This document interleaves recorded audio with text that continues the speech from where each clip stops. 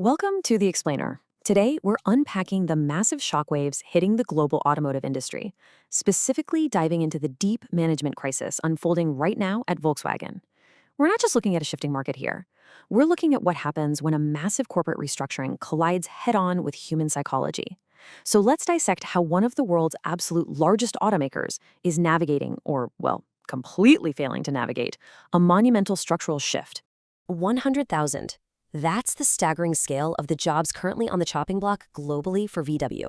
Actually, some reports are even whispering numbers closer to 110,000. For a company of this size, cuts this deep aren't just a minor course correction, they're a tectonic shift that completely tears up the organizational floorboards. We are witnessing an unprecedented corporate contraction. And the ripple effects are huge. Closing major German plants like Hanover, Emden, Zwickau, and Neckarsulm doesn't just eliminate auto jobs. Experts point out this devastating multiplier effect. For every single worker leaving the assembly line, 1.5 to 2 secondary jobs just vanish. We're talking local suppliers, the neighborhood bakers, the handymen. Financially speaking, based on average industrial salaries, this blasts an estimated €3 billion crater into state tax coffers and social systems every single year. It literally wipes out entire local economies. Part 1. The human cost. Employee survival anxiety. Change management experts, like Kishore Sridhar, are using incredibly stark language to describe this. They're calling it a Super-GAU, which basically translates to a total catastrophic meltdown for employee morale. And you have to remember, a business is ultimately made of people, not just machines. When morale melts down to this degree, the structural integrity of the entire corporation starts to buckle. The financial numbers might look terrible, but this human element is where the crisis truly deepens.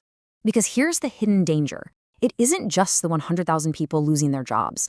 It's the fact that all 657,000 global employees at VW are suddenly gripped by survival anxiety. Even the folks whose jobs are seemingly safe just completely freeze up. They stop innovating, they bunker down internally to protect themselves, and suddenly the company faces a permanent standstill, right at the exact moment it desperately needs to be agile and forward-thinking. Imagine decades-old guarantees of job security and location protection just evaporating overnight.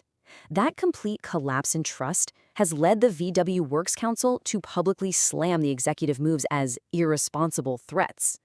The historically collaborative culture that built Volkswagen is actively fracturing, pitting the factory floor directly against the boardroom. Part 2. The complication. Management communication failure.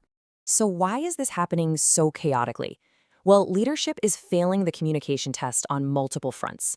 First off, they're using salami tactics, dripping out the bad news in agonizingly small slices, instead of just putting it all on the table, which completely destroys whatever credibility they had left. Second, executives are hiding behind unempathetic number games. They keep talking about efficiency while real livelihoods are actively being destroyed.